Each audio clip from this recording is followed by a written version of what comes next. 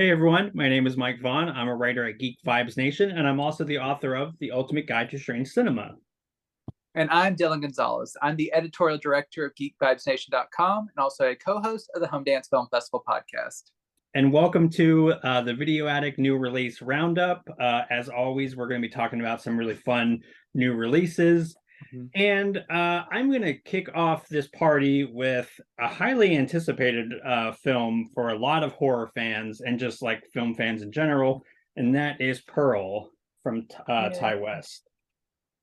And now I've also seen like an alternate slipcover. Yeah, that's the Walmart exclusive slipcover. Ooh, all right. Yeah. I'm so excited to get into this, but here I don't want to jump the gun, so here's the back and slipcover. So here's the inside. This will have a digital code, it's just not in there now. And yeah, so I am somebody that was kind of late to the party with X and Pearl. So I quickly watched X before getting into this. Loved it, thought it was really fascinating. I'm not here to review X, but just to say that I really liked it. I don't think that it ripped off Texas Chainsaw Massacre, even though I kind of can see the parallels. But Pearl is really great. It is it's interesting because we kind of talked a little bit off camera about this, and you were saying it's more of a drama with some horror elements. And I think that kind of perfectly sums it up. It is definitely not as like pulpy horror as X, but I feel like it's horror in a different way. It's something that's just so horrific in the almost existential kind of way, like being trapped in the middle of nowhere on a farm. You know, it's almost kind of like she's like a perverse sort of Dorothy, and we get that we have like her and the scarecrow, so that I feel like that's got to be intentional. So Mia Goth is great in this. She has this if I'm remembering this correctly, it's like she does this amazing monologue at the table, but it's like one unbroken shot. It's just like her just spilling her guts out, and it's so good. I have chills just thinking about it.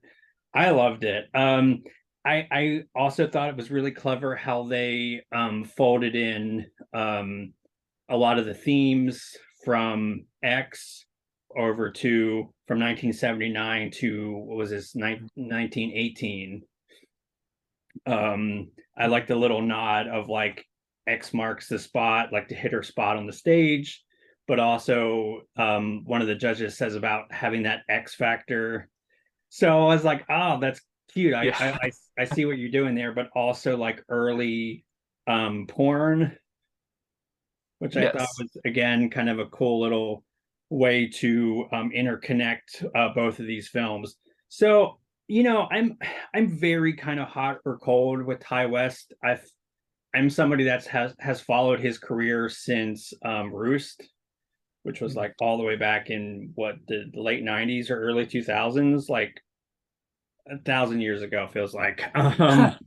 So you know, again, there's things that I really like that he's done, and there's things that I think are like fine. But yeah, this is awesome. I'm glad that he's really kind of hitting his stride. I think this is a really interesting two films. I guess it's going to be rounded out in a trilogy. Maxine. Okay. So yeah, that's exciting. So yeah, this has some nice featurettes. I kind of wish that there would have been like a commentary track, but I do like that this isn't bare bones, that they did put some like effort into it. Again, the packaging looks great. Thank you for letting me know that this was the Walmart cover, and then there's just like the other like cover, which they're both pretty rad. So that's awesome. And yeah, highly recommend. Yes, I pretty much echo everything you said. I really enjoyed Pearl, and I guess just to keep things brief, I'll just say Mia Goth for Best Actress. That's all I'll say. She was amazing. But yeah, I'm glad you really liked it. I figured you would, but like I said, like catch up with X first and then just go along for the journey.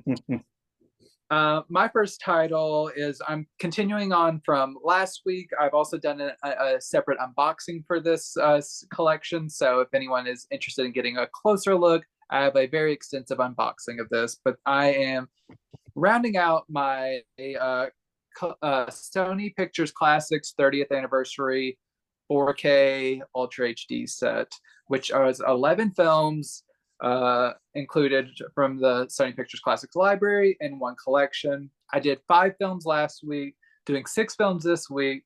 Going to try to keep the pace up pretty well because I know it's a lot of films to get. First off, we have Orlando from director Sally Potter. This is an early role for Tilda Swinton. This is a Virginia Woolf adaptation. It's a really fun one. It's about a 16th century English nobleman who there's kind of a sense of magical realism to this. He is requested by like the dying queen to like not grow old and kind of protect himself. And so he kind of holds himself up into a castle for a couple like centuries, and then emerges in like the 1800s, I believe, and like goes off in like to foreign lands and almost dies, and comes back as a woman. Like just kind of like wakes up one day and he is suddenly a woman, and it's just kind of dealing with like kind of gender politics of the time, and how like reckoning with the fact that like things that like may have been promised to him in the past, like he had claims over his own land, now suddenly that is put into question because people are like, oh, he was always a woman, he was lying about this, so now we need to take this land away from him. So that kind of like, it's like a tongue-in-cheek like kind of like sly sardonic film that's really a lot of fun and like really clever, and it's like a really great way to use kind of Tilda Swinton's like kind of androgynous features to her benefit, and just like the way, just like this is such a like a really nice progressive film that holds up, even like it keeps getting better as the years go along. It's just Tilda Swinton, like she's a queen and I love her, and she's just like shows just even from like all these years ago, she's been great since the beginning. So I really enjoyed this movie. This 4K looks really nice. This is like from like 92, I believe, or 94. So it's a few years old, but still it looks really nice. The Dolby Vision transfer looks great. The 2.0 audio, it sounds really good. It includes some legacy special features, including a commentary track with director Sally Potter and Tilda Swinton. It has some different featurettes that kind of like flesh things out a little bit. So Orlando is a lot of fun. Next up, I really enjoyed this one too. I'd actually had this on Blu-ray, but I never got around to watching it. It's a same old refrain that I have a lot of these times. But this is The City of Lost Children. This is from director Jun. What's his name? I know it's the director of Amelie. I can't pronounce it. It's French. It's like Janot. So City of Lost Children. Basically, a scientist who is unable to dream, and he is like it's causing him to kind of like age more quickly. So he has like comes up with the contraption to extract dreams from like these poor orphans, and so to like prolong his own life. So he's like kidnapping orphans, extracting their dreams, and it's just kind of like almost like a Terry Gilliam-esque world where there's like a bunch of interesting, fun characters. Ron Perlman's in this, and he's really great as like a circus strongman, and it's just like this really magical world where it feels like anything can happen. As like I said, from the director of Amelie, so there's like a whimsical sense of like fantasy throughout, but it's like a dark fairy tale, which I really enjoyed. So this one, it's a like if you're into kind of that Terry Gilliam Amelie type of whimsy, This one's a lot of fun. The 4K transfer is really nice. I thought is like the restoration is really good. This one also has two commentary tracks, one of which is new. There's a commentary track with the director and Ron Perlman, and then there's a newer track with just the director. And there's also a nice assortment of featurettes for this one as well. Heading out, I have a couple Sundance titles that is really good for my podcast. So we were like catching up on some Sundance titles from the past. And first one is Run Lola Run, which is from director Tom Tykwer. And this is just feels like you're taking speed the entire time. It's like right under 90 minutes, I believe. And it's just Franca Potente. It's a really simple conceit. She receives a phone call from her boyfriend at the beginning of the movie. They are kind of like in league with like this like shady kind of like drug business kingpin type person. They're supposed to be a simple handoff. He loses the money within the handoff, and if he does not come up with the money, which is like 300,000 francs or something, within like 20 minutes, he's basically going to get killed. So basically the whole time she is like running to try to like she has like 20 minutes to reach her boyfriend and try to figure out a plan to pay back this mob boss. But it takes like it goes through like it's not like a time loop movie necessarily, but it goes through like 3 different iterations of like her trying to get to a point where she actually succeeds in her journey. So it's like 3 loops of her running through these streets. So all I can say is like she must have done some insane cardio, because she is moving this entire movie. And it's like really like there's some like really fun animation throughout. The editing is like really crisp and precise.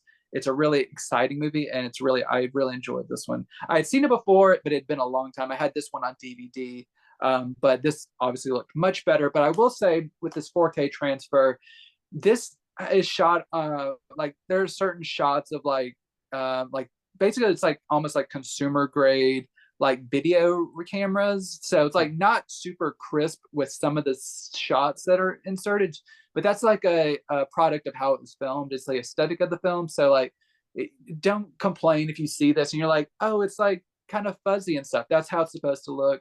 It preserves the artistic intent. So this one also comes with 2 commentary tracks, one of which is new. There's a new making of featurette and some vintage featurettes. I know the one you were excited to hear me talk about, another Sundance movie, and that is SLC Punk with Matthew Lillard. This one is the one I've always seen around. I was excited to get to it. And I really enjoyed this one because it's not simply a film like your typical like teen like Matthew Lillard comedy, for lack of a better term. Like there's like a real sense of like fun and anarchy to like these punks within Salt Lake City, like feeling like they're the only punks within this community, and like how they kind of feel like misfits and how they kind of fit in. But there's also like a greater sense of like poignancy. Like it's like it had more emotion than I expected to. It wasn't just kind of like a dumb comedy. It like had some really dramatic moments, which I think really balanced well. But what really holds this together throughout, in my opinion, is the like one of the best Matthew Lillard performances I've like ever seen. Like this is basically him like at his like peak of his powers. I feel like doing everything. He's insane, but it's in a good way. But it's like really good for the character. So this one's a lot of fun, but it also packs like more of an emotional punch than I expected to. I can understand why like a lot of people might be put off by like the kind of more intense, like chaotic elements, but it really worked for me. And so this one comes with a new director interview and a commentary track as well, a vintage commentary track, and like a featurette or 2. So this one is a lot of fun. 2 more. Next one is Volver from Pedro Almodovar, which I love Pedro, and I'm glad to see this get updated. This is Penelope Cruz. I believe she was nominated for Best Actress for this performance.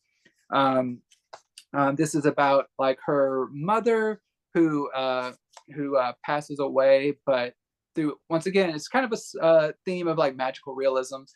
Comes back and kind of to settle some issues that weren't settled before she died. So kind of like take like a chance to kind of like right the wrongs that she didn't get to right before she passed away. So it's a really involving, very moving film from Pedro. He's always does a really nice job of like writing strong roles for women, and something I've always really admired about him. So this is a really thoughtful, engrossing film, and I think Penelope definitely earned her nomination. She recently was nominated this past year for Parallel Mothers, also from Pedro. So every time she works with Pedro, you know it's like going to be gold, pretty much. This one was really great to visit. This one has a audio commentary, a making of featurette, and assortment of interviews. Once again, this looks really nice. It really pops in 4K. Really enjoyed it. And finally, this one was one that I had seen before, but the first time I kind of was like more mixed on it, but I appreciate it a lot more now.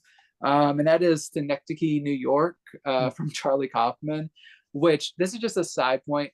Anyone who has seen The Rehearsal on HBO kind of can get a feeling for what this is, because this is basically Philip Seymour Hoffman as a dying man who's just kind of fed up with the world and wants to kind of like take control of his like final days by like constructing a like putting on a immersive play, and like he constructs like basically this world and casts people within this world. It's very like layered and complex of just like there are actors playing roles that are, it's like a fully like almost like version of Sims where people are acting out all of these like roles within this like huge warehouse, like nothing that would ever be like able to be constructed in real life, like the amount of like care that is put into constructing this fully like second world basically.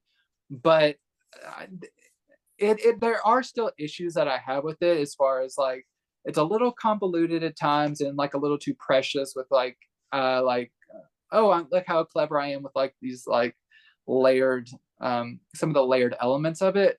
But it hit home with me more emotionally this time around. I really got also I guess because like we have lost Philip Seymour Hoffman in the interim, and like just going back to this role and seeing him like put on such a great performance, and just like this character himself, like everything that comes to the surface throughout, it really impacted me. And I thought it was it rose up my ranks of Charlie Kaufman movies. It's like it's much better than I remembered it being. So Synecdoche, New York, it's really fun and clever, and like it's Charlie Kaufman at his most like heady and stuff. So this one, once again, it has a really good 4K transfer, a nice assortment of featurettes, and so I was not disappointed by any of these 11 films in this set. They all really impressed me in 4K, and I think Sony did like these films justice, especially since they are kind of more indie films that probably never would have otherwise gotten a 4K like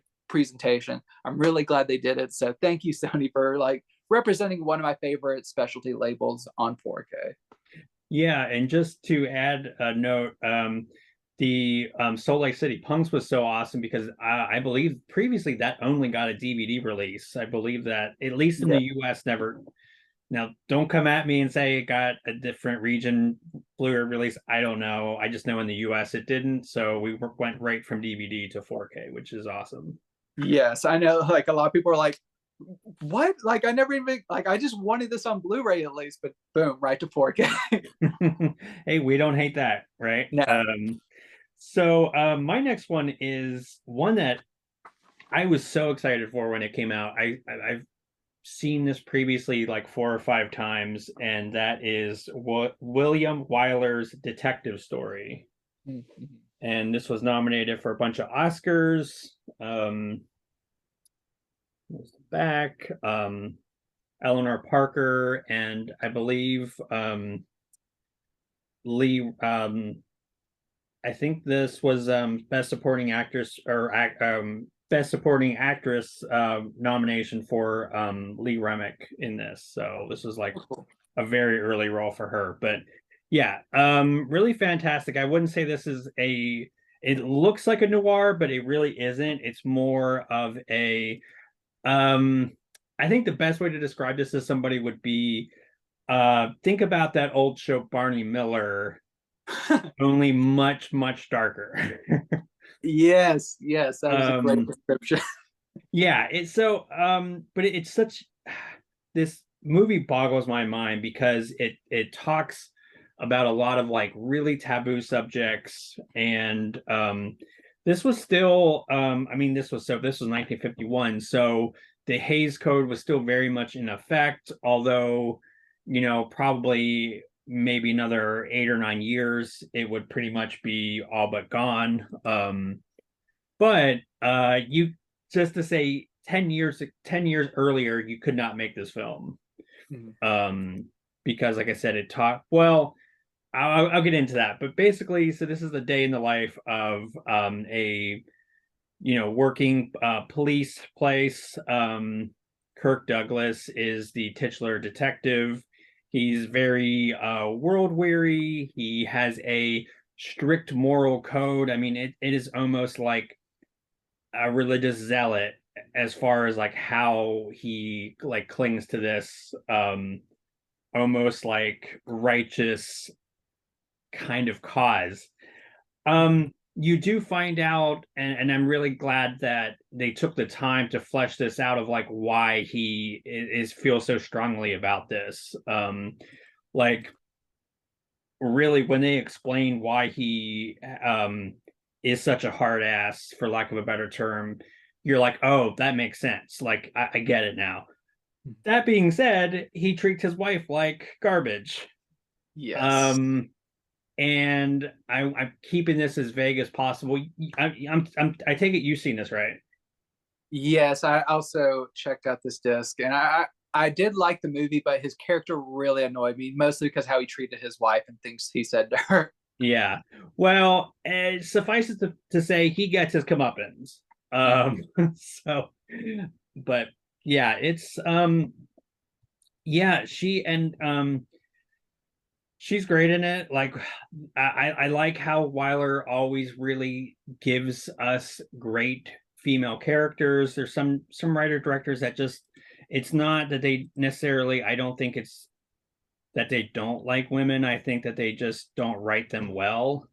But I think Weiler never really has an issue with that. But yeah, it's a very harrowing experience. I mean, it has a little levity in it. You definitely have like some characters in the police station that do help kind of, I don't know if I want to say liven it up, but it kind of helps keep it not so soul crushing, because it does go to some very dark places. Like they can't, you can really see the code in effect because they can't really, like, they sort of dance around the doc, like the like this doctor. I think anybody now can kind of put it together like that he's doing illegal abortions, and women are dying because of this. And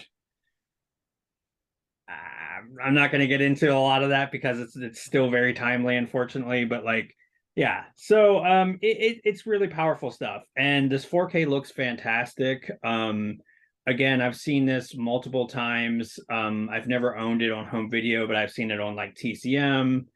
Um, and it just looks beautiful. Like it's really nice, crisp, clean. No artifacts, no scratches. Like black, it's a black and white film, so the black and white contrast looks really nice. Blacks are really deep and rich. They really did a fantastic job. It looks great, it sounds great. There's a great commentary track from Alan K. Rode, who has done many really awesome tracks in the past. And yeah, this, if this is not on your radar, please check it out. It is great. I think it's maybe one of my favorite Kirk Douglas roles. Oh wow. Even though, listen, yes, he is awful, but I will say that the movie does frame him objectively awful. Yeah, he's not meant to be like a hero. Yeah, you're not supposed to look up to this guy, and I think that's what kind of keeps it from getting too like icky for me, I guess, for lack of a better word. Just it's Yeah. Plus Yeah. he really, I mean, it's almost absurd how much of a comeuppance he gets, but I'll just leave it at that. Yeah. I overall did like the movie. It's just the character was just so annoying and obnoxious. I was just like, why? If you would just have a little bit of chill, like you wouldn't like be potentially losing your wife and Yeah. like all this other stuff. Just it's just annoying. But But I will give the movie a lot of credit. She's strong as hell. Like mhm, she really is. Like, she goes through a lot, but she still is like, well, again, I yeah, don't want to spoil anything. I'll just say she kind of kicks a lot of ass in this. So, yeah, I agree. My next film is kind of following up one that I talked about a few weeks ago called The Last Romantic Lover. This is also from the same director, just Jacqueline. This is Madame Cloud. Cloud. Um, and so this film was, this is like another one of those sexy dramas that we talk about sometimes. This was actually released on Blu-ray first in February of 2021.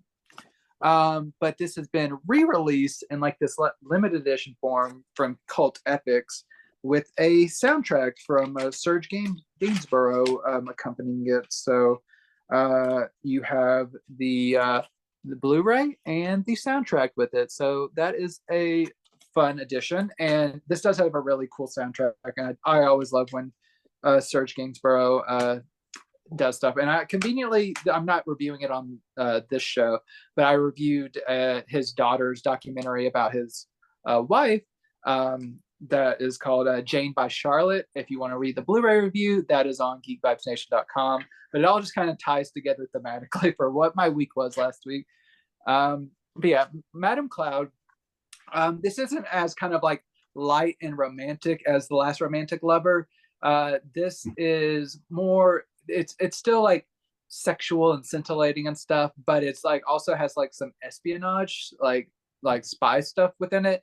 And if I'm not mistaken, from what I'm reading, it seems like this is based on a real woman, but it's basically about a French madam who like runs like an escort service for her girls, but don't call them escorts. She'll get mad. They are like her ladies who are like kind of hired out to like spend time with these powerful men who can afford such luxuries.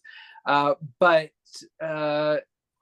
she's kind of has herself in the midst of this web of like being investigated by like the like CIA and like different authority figures because of like the people that she is in like taking on as clients, and information she is learning, like her and her girls are learning throughout the process of like being with these men. So it's just kind of like a web of like intrigue, and then there's like people like men who are close to the like the women that are like informants of the FBI. So it's kind of just like all twisty espionage type stuff. I won't like lay out plot, plot, plot, but it's really interesting. And like compared to some of like the sexy dramas that we've talked about in the past, this isn't as like overwhelming, like in your face nudity all the time. There's still quite a bit, but like it's tastefully done.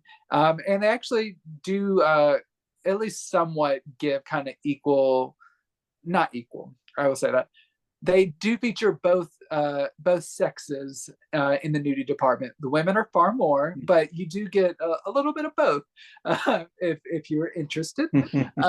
So, but as a story itself, just as like a skin flick, this is like a pretty good movie. I had a lot of fun with it, and I do really like this director, and like the way he frames stuff is not too like tawdry exploitative, and like the plot's really good. So this comes from like a 4K restoration of the original camera negative. It looks really nice. I really enjoyed the look of this film. It sounds really nice. There's like a remastered French mono track, and then like the original French mono. And then there is a commentary track, and then a interview with the director from like 2020. I believe he's passed away in the interim, so this was before. Luckily, they got to him before he passed away. But there's an interview on this disc from that. So if you're a fan of the director, or just like want something a little sexy, Little but like a spicy. little intriguing, Madame Claude it was fun. I enjoyed it. It's a good film. Okay. So I think actually this is probably maybe a good segue into my title, and Okay. I'm gonna keep this spoiler free so y'all know. But this is Don't Worry, Darling. And oh boy, so I've like everybody else, I've kind of shamelessly been riveted, obsessed with like the drama behind this film. Like there is just so much to unpack. I'm not gonna get into it, but it was a lot. Did Chris Pine get spat upon? Probably not. Yeah. But a lot of crazy stuff happened. So it's really weird. So it's hard to go into that like divorced from all the drama, but like this movie's fine. It's not really the dumpster fire some people are saying it is. There are a lot of really great points that people have made. I am not going to talk about the finale, but I will say when you watch it, I think it sort of ruins the movie because, of course, I don't think it was handled well. I think there's some underlying messages that are kind of gross when you take some time to think about it. Like I'm trying to be vague. The implications when you find out what is really happening is like yikes.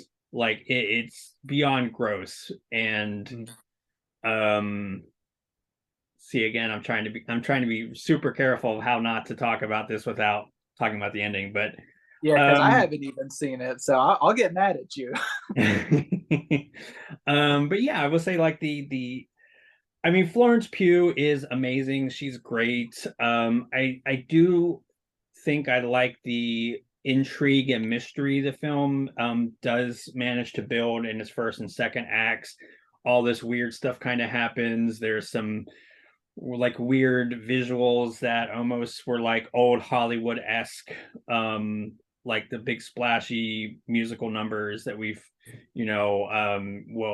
you're a big movie fan, so you'll pick up on that when you see it, but like stuff like that, that's a little bit, I think, pretentious. And I never like to just auto say something's pretentious. Like I always try to give it the benefit of the doubt, but a lot of it really is there just to be kind of artsy. Um, and again, bold strategy with the finale. I think it just didn't work for me because it just sort of writes um, itself into a corner weirdly, where when you think back, you're like, okay, but that happened, but why? Because and again, I'll just leave it at that. But yeah, it's not terrible. I thought there were some interesting things. I just think it didn't stick the landing. This does have a deleted scene, which I think is pretty cool. There's a nice making of featurette. I really wish there would be a commentary track, but honestly, with all the stuff going on, I Yeah. don't think anybody wants to sit down and talk about like relive the experience. So They probably ship a lot more copies if there was a promise of a commentary track. Like yeah, now. I mean honestly, like you're like 100% right, but yeah, it's fine. I am dying to hear what you think, so we'll have to table that and talk Yeah, about it sometime. absolutely. I'm excited to watch it, even though I've heard more negative than positive. I'm Yeah. still intrigued. So, my next film from MBD Entertainment, and that is Panther, from their Marquee collection. Yes, and this is about the Black Panthers, and this is directed by Mario Van Peebles, and it is written by his father, Melvin Van Peebles, which from I believe it's based on his book, I believe, which I had the pleasure of checking out a Melvin Van Peebles set from the Criterion Collection last year. That was really great. So just having that context going into this, I really appreciated that. So this film, uh, so I will say it's not to the level of something like Judas and the Black Messiah, but it is a really strong film, and I'm glad that MBD kind of rescued this and did put this out. This does kind of like, it takes you more to like the very beginnings of the Black Panther movement, of like just seeing them starting to try to like uh, preach, might be the wrong word, but I would say like preach their message around like their neighborhood, and just trying to like establish like what they're trying to accomplish in the community, and like kind of like uh, using like the idea, like the idea at the time was like pacifism, but they kind of thought that like maybe things couldn't exactly get taken care of non-violently in all situations, and just trying to see how they, like what their mindset was at that time, what how their words got kind of twisted, words and actions kind of got twisted by the media, and just all kinds of like interesting points that I really appreciated hearing. I will say, um, this is like this is probably, I do know that this is through a very specific lens, and I know there is going to be some biases within the writing. So like, are all the points that are made within this movie, are they 100% accurate to how it happened? I don't know. I wasn't there, but as a movie itself, as like just judging it on its like entertainment value and like emotional, like how it impacted me, it was very effective for me, and I thought all of the like the plotting was pretty strong. Like it's a pretty long-ish movie. It's just a touch over 2 hours, 2 hours 4 minutes, but it went by really well. It kind of like summed up kind of that journey from the initial seeds of the idea to basically its eventual collapse, which you just kind of hear about like through like text at the end. This was made in the 90s, so there was a little bit of hindsight in play, but like we have even more now as kind of like everything that went down. The performances are really good in this. There's a lot of really great people in here. Courtney B. Vance plays Bobby Seale, who people might know. His character was in the Trial of Chicago 7 movie that came out from Aaron Sorkin a couple of years ago. So there's that character. There's Bokeem Woodbine, Bokeem Woodbine, no D at the end. Angela Bassett's in this. You have like really small bit roles for like Chris Rock, Chris Tucker. A lot of really great people are within this. So I really enjoyed this movie. I figured I would, because I do like both the younger and older Van Peebles. But this was an impactful movie, and I'm glad NBD released it. It seems to be kind of from like a slightly older master, but it once again, with some of their titles, it looked better than I expected. Being an older master, is like not a lot of like dirts and scratches and stuff. It just doesn't say it's been remastered, but like for what it is, it looks really nice. And I don't think there's really anything in the way of special features from what I can tell, but just to have this in high definition is pretty much enough. And you do got this cover, like slip cover and reversible cover art, so they put some care into it, and I appreciate that. Yeah, that sounds really interesting. That is one that was not on my radar at all, and sounds like it definitely should be. So my next one is so wonderfully 90s. I love it Yeah. so much. It's not a perfect film, but it was fun, and that is The Replacement Killers. And this is from Mill Creek. We do have like the retro like cover, which I like. Here's the back. And you see it has these alternate art. This doesn't have reversible art. I don't think Mill Creek ever does, but there's the disc. And yeah, so this is one that I had seen before, but it has been a long time. So it was fun revisiting this. And this movie is kind of notable for being Chow Yun-fat's American film debut. It opens up in this like really like bombastic sort of like rave scene. it is so painfully 90s. I love it. It's like 90s, but it has this like really pulpy sort of neo-noir feel to it, which I kind of maybe didn't pick up on that. Like again, I probably saw it when I was like pretty young, but maybe like teenager. But like now that I've seen a lot of films, I'm like, oh, I kind of see where they're going with this. And kind of like interestingly, like it's like the plot's fine. It's a little bit clunky, honestly.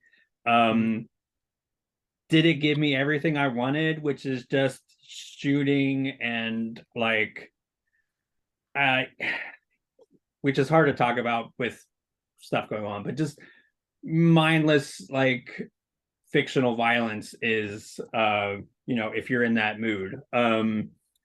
So yeah, this kind of gave me everything I needed in that department. Oddly enough, of all people, Robert Ebert actually liked this movie. This movie was almost universally panned, but it did have a few notable people that liked it like that.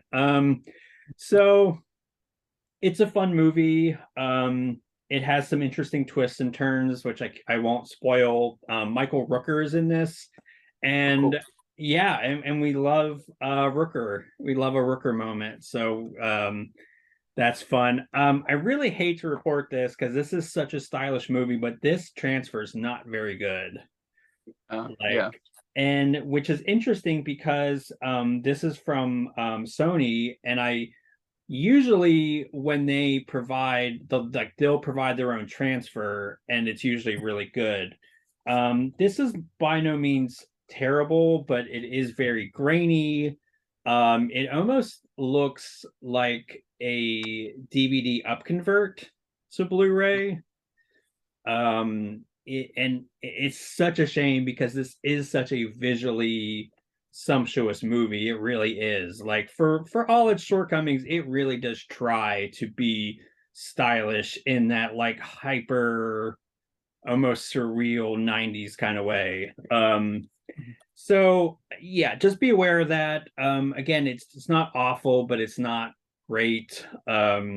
Unfortunately, I know I've been really going to bat for Mill Creek because they have been sourcing pretty decent to pretty good transfers, but this is not one of them, sadly. But the price is right. It is a fun movie. If you're like I like action movies. I mean, it's not my favorite genre, but like I love a cheesy 80s, 90s action movie moment. So this is definitely worth checking out. Just be aware that the transfer is not very good. Yeah, I have a disappointing transfer coming up a little bit later, so we'll yeah, but that's a bummer to hear, but at least the movie is fun, so that's Yeah. something. My next title, another one from MVD, and this one has had an interesting road. I'll show it off first. This is 5/25/77, Hmm.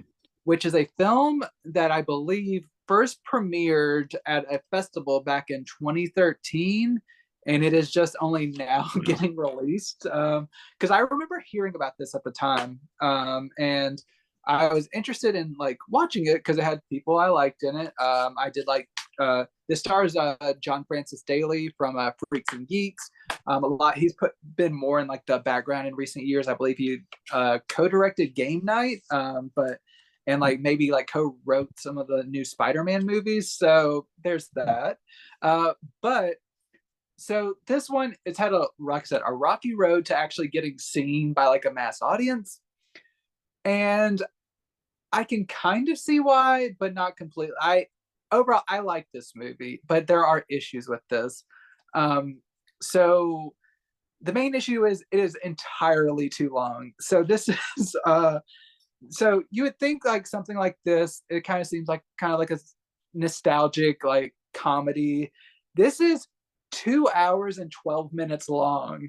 Wow. Which is quite a feat for like a more or less coming of age comedy. But I didn't hate it.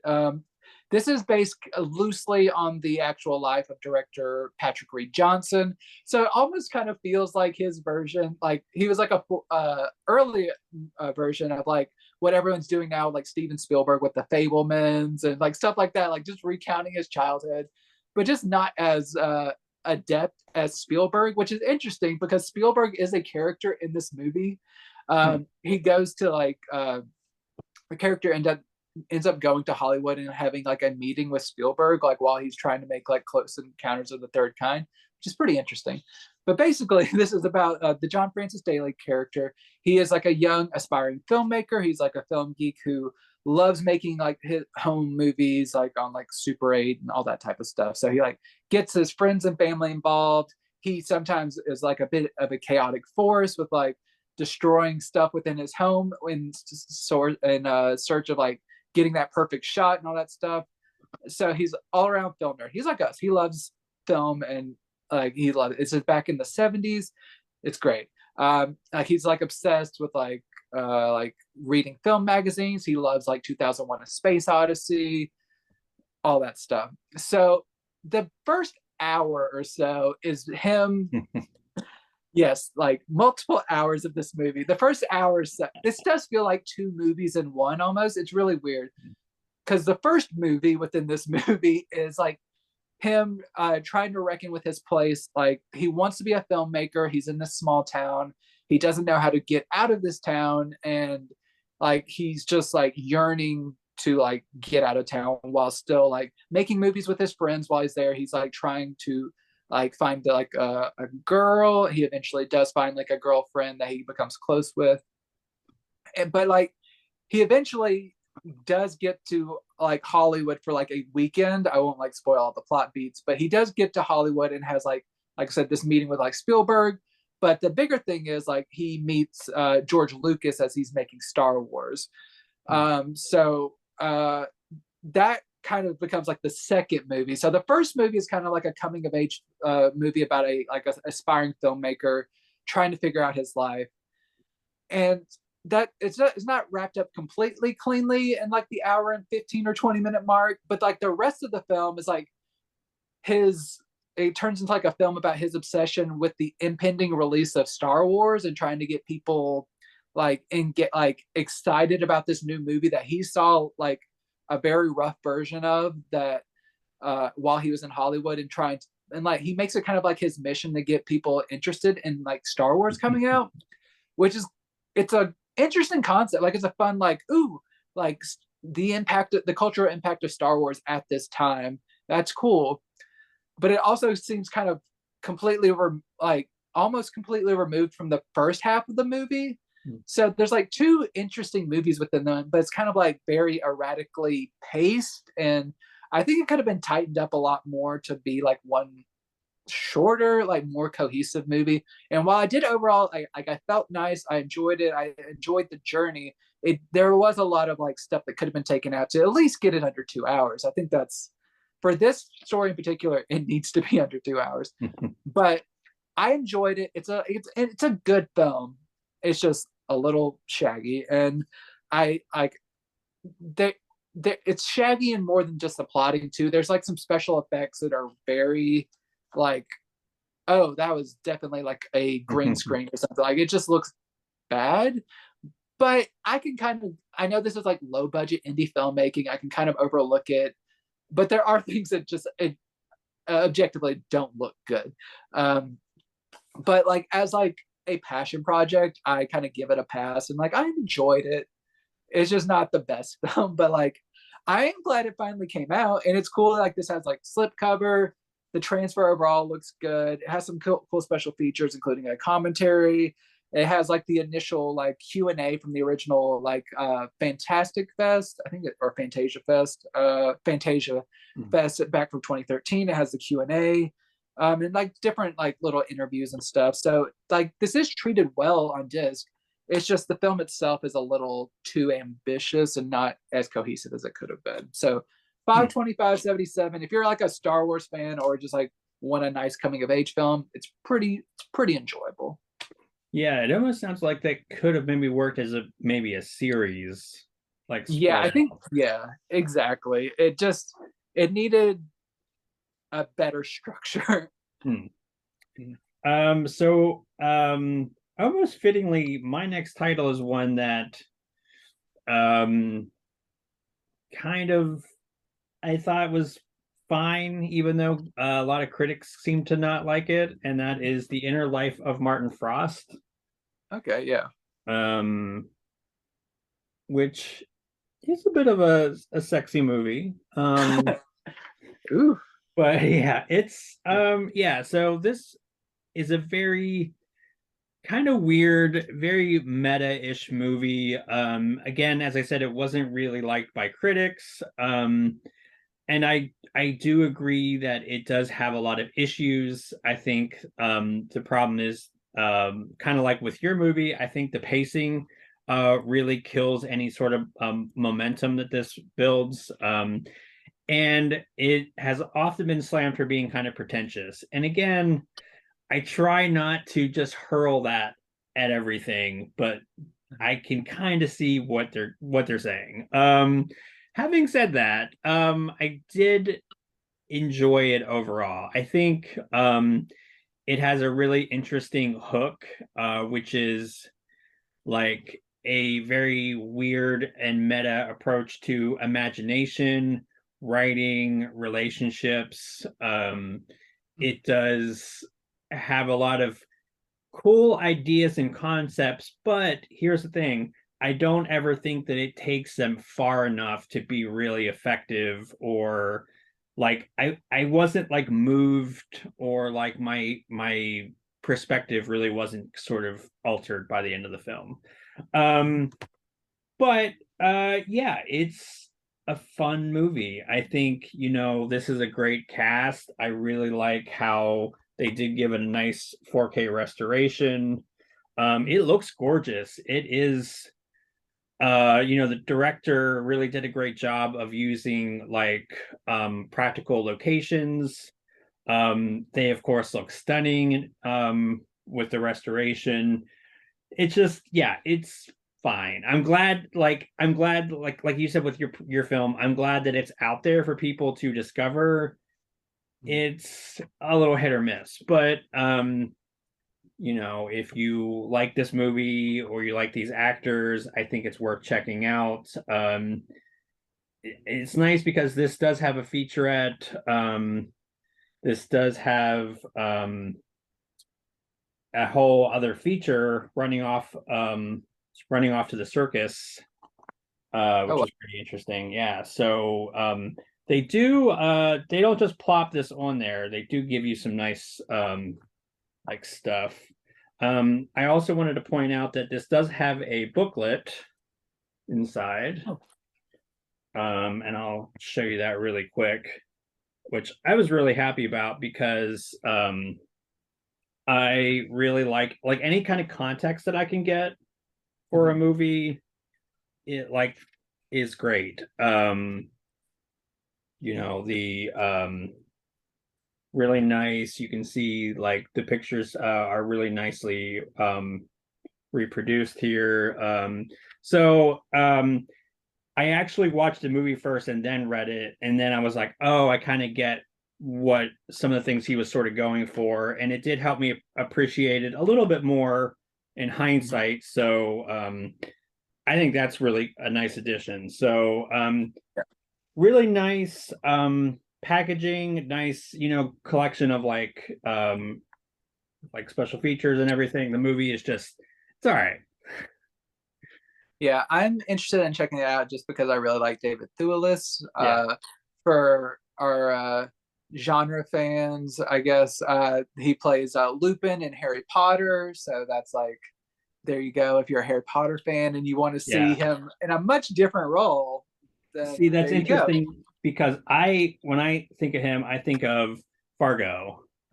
Oh, yeah, that too. Um, that was like, well, was it the second or third season? I think that might have been the third season. Yeah. Oh God, it's Yeah, such a good series. But anyways, yeah. yeah. But he's in that little known, Harry Potter series as well. So Just throwing a bone out to people who need a reason to check it out. I'm just saying, if you're a David yeah. Thewlis fan, there you go. um, my next film, this is the like pretty much definition of serviceable. Like this isn't bad, but I'm not gonna have like glowing things to say about it. This is from Epic Pictures and MVD. This is Among the Living, which is a British horror film, kind of zombie-ish plague situation. It's about a brother and sister who are just kind of like going through like the English countryside. I think they're trying to get to their father. And just this is kind of in a world where this plague, mostly the I'll just say zombies. I'll just the infected. The zombies are basically have a very heightened response to like exposed like blood. Like if you're bleeding, you're pretty much screwed. So like if there's even like like if anyone happens to get like a cut or something, you have to like race to like wrap your arm in like duct tape or else you'll probably die. So it's kind of like a very standard zombie infection flick. But like you get to like learn about this brother and sister throughout their journeys. They have a lot of close calls, but there's also the typical thing of like the infected aren't the only ones who pose a potential threat. People are also a threat. So just the people that they come into contact with along their way. Some people are very helpful. Some people are not. So there's just some of that, and just trying to find a safe space to exist within this world. So it's very steeped in character. It's not overly ambitious, and they're kind of like infection, like zombies. Like there's just like a handful. I probably can count like 4 or 5 that you see throughout the film. So it's not like overly ambitious. You mostly just hear them like howling, like kind of like gnarl, like howling in the distance, basically. And then like occasionally you'll see one come and they try to survive. So it's fine. It's better than bad, but it's not great. So it's watchable. If you're interested in like kind of infection zombie films, it's okay. But I wouldn't go out of your way to see it, but it's pretty decent. Nice. I don't think there are any special features either. So just like it is. No, there's a behind the scenes and there's a short film and a commentary. I was wrong. There are special features. So yes, that it's fun. Continue. Again, that's another one that I had not even heard of, but sounds like it might be like missable, or at least, if it's like a try before you buy kind of situation. Yeah. But I want to get us back on a track of like stuff that's really awesome. Okay. And so I'm gonna be talking about the first season of Peacemaker. And Okay. oh my gosh, so before I get into it, here are the features. So I am so excited to talk about this. Slipcover. And so this does have a digital code in there, but it's not in that right now. And there's the discs. So let me show you what the discs out. That's what it looks like. And so yeah, I was really pumped when they announced the show that James Gunn was going to be writing, and he also directed all the episodes. So so I will say this show starts off a little rocky, but I think it does eventually find its voice. I really love how, I mean, I think, DC really let James Gunn just bring his voice to the characters, to the series. It's kind of a love letter to like 80s action films. And John Cena is great. He is the centerpiece to this show, but I say that a little bit reluctantly because there are really like a host of great characters that feel just as interesting, if not more so. It never like steamrolls his character, but like I just love how with anybody else, I would think that John Cena's character would just take over and everybody else would be ancillary.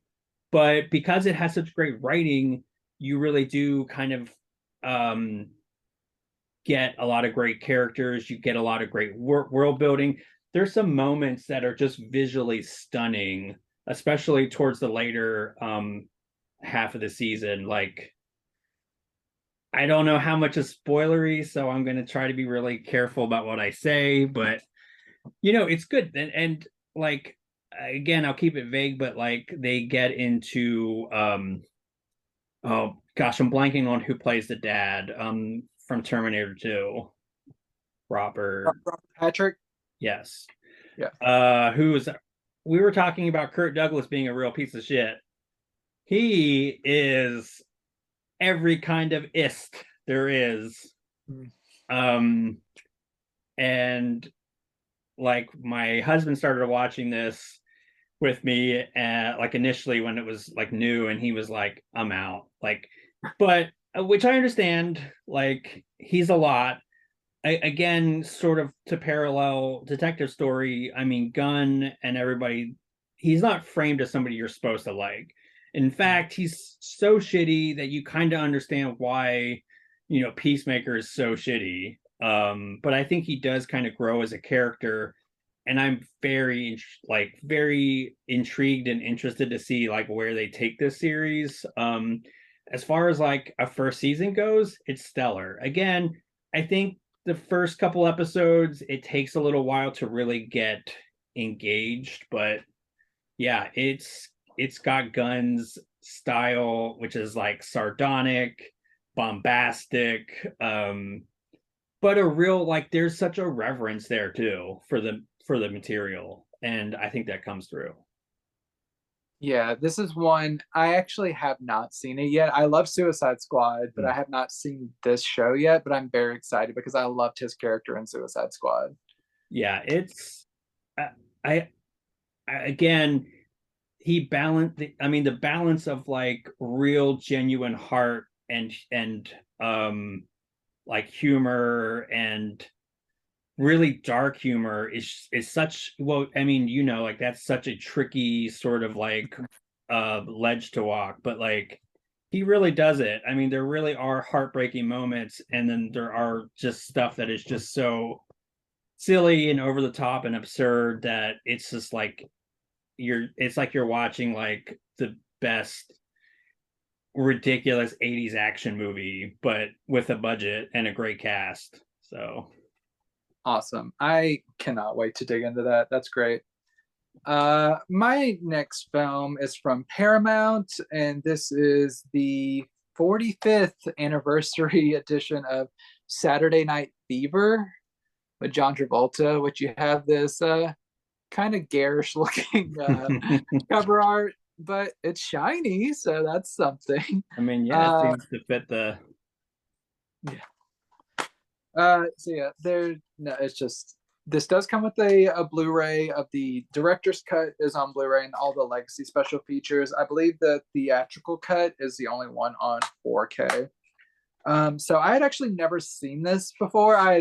It had like a notorious like legacy of just like everyone loves its soundtrack. It loved like just it was a sensation at the time. It helped bring disco into the mainstream, so thank God. But this is actually a pretty good movie. There are elements that are very messed up about this movie, but overall, this is a really like interesting, not just like throwaway movie.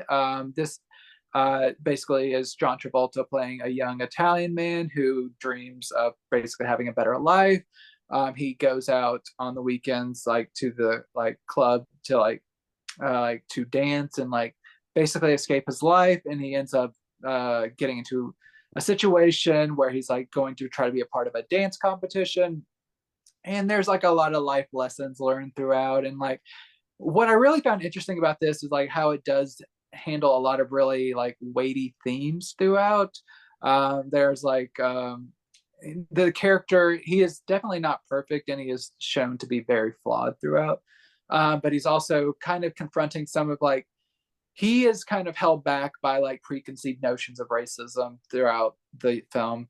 But then also he starts to reckon with some of his own ideas that he kind of develops about other people as well, and just kind of how that kind of progresses throughout, and just like kind of class dynamics. And there's a lot of really like strong themes within this one. There are some instances like that deal with like sexual assault, which are very tough to watch and very just like awful. Just that's awful. And but oftentimes the characters that are portraying this are not supposed to be great as well, but sometimes they're not portrayed as badly as they should be also. So that part didn't like, it was never great, but especially like in hindsight, you're just like, what were they doing? But the film itself is really like, it's a really entertaining film. The soundtrack is amazing, and it's just, it really like keeps your attention throughout. So I enjoyed discovering the movie.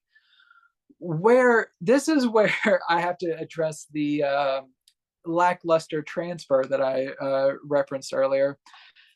I love Paramount. They are very good to us. They like put out a lot of really great discs, but this one, it's not cutting it. This one, it's not that it's inherently awful, but there's a lot of things that they did to this transfer which made it bad. Like, it's just a very processed transfer. Like all of the kind of natural like film grain and everything, you can kind of tell it's been manipulated throughout, and it just kind of looks off and very just like artificial throughout. And like so much so, I saw some people saying that they preferred the old Blu-ray just compared to how this new 4K looked. And I can kind of see that based on like just watching the different cut on the Blu-ray on this one, that it's just not a great transfer. Like, it's just very like, things are just off throughout, and it's just like, it's one of the poor transfers I've seen in a while. And I just wish that Paramount would just leave their transfers alone and not like try to make them like pop for like a Joe Sixpack audience. Like, oh, we need to make sure this is like clear and crisp, and like no, just let it look like film. That's all I ask of you. And that's kind of disappointing. Some of the Dolby Vision brings some of the colors to life in a really nice way. There is like elements of like enhanced detail throughout, but just compared to what it could have been, it's just a disappointment. They really could have done better with this. The legacy special features are entertaining. I believe there's a commentary track, and just like different featurettes about like the phenomenon of Saturday Night Fever. If you're a John Travolta fan, the film is worth watching, but I would think before upgrading to 4K, just know what you're getting into if you're thinking about it, because it's not the best. Yeah, that is disappointing. Confession, I've never seen that movie before at all, so it will probably be something that I will watch eventually. So my last movie is not a movie. It is a book, because we at the Video Attic, we are cultured. We like books. Yes. Books are good. Books are our friends. So this is TCM's Underground, 50 must-see films. And so I adore like TCM books. So I'm going to show this off really quick. Has some really good like a really nice layout. Here's the spine. And yeah, so I really was happy that I got a copy of this. This is from again, TCM and Running Press. They're fantastic. I want to make do a book for them someday. But like, I know what it's like to make to just pour my craft into a film guide, and it's crazy difficult because a lot of times you have to it's like 90% research and then writing, and that can be kind of crazy. So I am always just so impressed when somebody can do another film guide that's like really stellar. So I'm just gonna show you what it looks like, the layout. The way this is organized is really nice. As you can see, the photo transfers are really stellar. And when I was looking for a publisher, you would think that this would not be an issue, but a lot of publishing places don't really do photo reproductions very well. I never had that issue with Running Press. They're always fantastic. So yeah, so I don't really have any issue with this. It's a really nice guide. It does have a lot of really great deep cuts. There are definitely stuff that you've heard of. There's some things that even I haven't heard of, which is so exciting.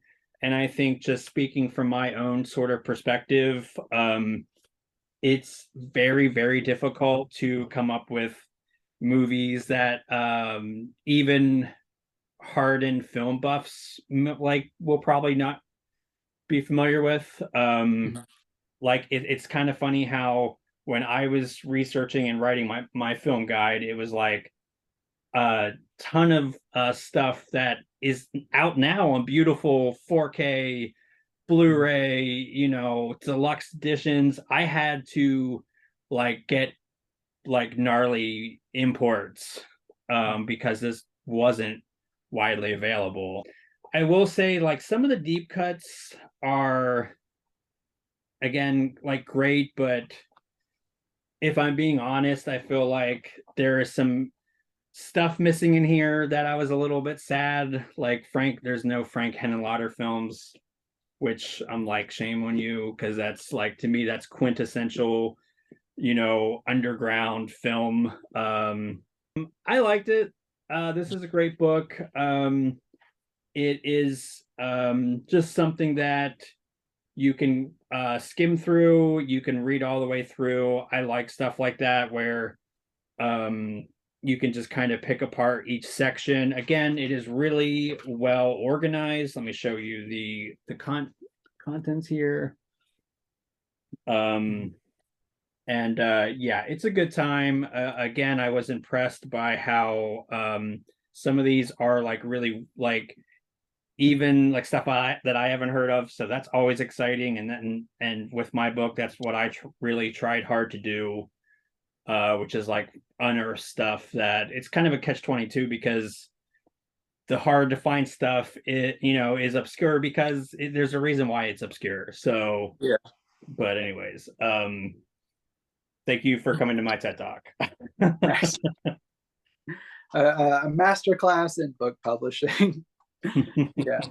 My final film, our final film of the episode, it's one of the best for last. I'd have to think long and hard about which is my favorite, but I was so excited that this one was coming to 4K, because this man, he has been in the conversation for the news this week, Quentin Tarantino. But we go back to the OG, the Reservoir Dogs on 4K Ultra HD, which I'm upgrading this from DVD. So this is a massive upgrade for me. I have been waiting for something like this, and it has finally come. So this is from Lionsgate. You got 4K disc, and I believe this is a remastered Blu-ray as well. So if you have the old Blu-ray, it's still an upgrade. And I've seen some really good deals on this lately, below $15. So get on it if you're interested. So this film, it's a classic. It's Tarantino's him yes, he's just beginning, but it's already so well formed from the beginning. It's a lot of your favorite actors. You got Steve Buscemi, Harvey Keitel, Michael Madsen, Quentin himself. He's no one's favorite actor, I don't think, but he is in there as well. There's a ton of great performers within this. Tim Roth is a pivotal part of this movie. Just these men, all with their own designations, their own colors, Mr. Pink, Mr. White, all that type of stuff. Getting in over their head with a like a robbery, and just how that kind of devolves, and the aftermath, and just kind of like Tarantino's very layered script kind of unfurling from there. Like you get a lot of really great surprises. You get a lot of great, just funny exchanges. Like, of course, it's Tarantino. The dialogue is classic. So this has never been my absolute favorite Tarantino film, but every time I watch it, it like kind of moves a little bit up because he's just so great. My personal favorites are the Kill Bill films, but whatever, like those just have a special place in my heart. But Reservoir Dogs, it's a lot of fun, and like after only seeing it on DVD for so long, to see this leap to 4K is amazing. And it's just like it actually maintains the actual film grain of the original, but while still looking really clear and nice, and like a lot of the print damage has been cleaned up. You get a lot of fine detail. The colors are really deep in Dolby Vision. It retains the original 5.1, I think, Dolby True HD soundtrack, and you get the legacy special features, which it would have been nice to get some new special features, but it looks really good. There's a lot of really interesting stuff, and like it looks and sounds great. So if you're a fan of this film, Reservoir Dogs, it has been treated with respect. It looks really nice, and it's like I said, it's a huge upgrade. So if you're a Tarantino fan, definitely be on the lookout for this, because this is a great release. Nice. I have the tiniest connection to Tarantino, and that is the wonderful people at Pure Cinema Podcast recommended my book, and that is the New Beverly Theaters podcast, which Tarantino owns. So I think, he might have just maybe know what this little guy is all about. So I don't know. That sounds super braggy, but it's neat to have just even the teeny tiniest little connection to Tarantino, because I'm definitely a huge fan. Yeah, that's good to know that it's a nice transfer. It does kind of suck that there's no like new features, but while you were talking about it, I looked it up, and it is like $14.99 on Amazon right now, so yeah, definitely worth checking out. So that is the episode. What we got? Yeah, we had a lot of cool, very varied titles as always. And if you're new here, thanks for hanging out with us. Don't forget to give us a like. We're not doing a comment giveaway, but we still want to hear from you. Tell us about the titles that you enjoyed, what should be on our radar that we haven't talked about. And we'll see you guys next week.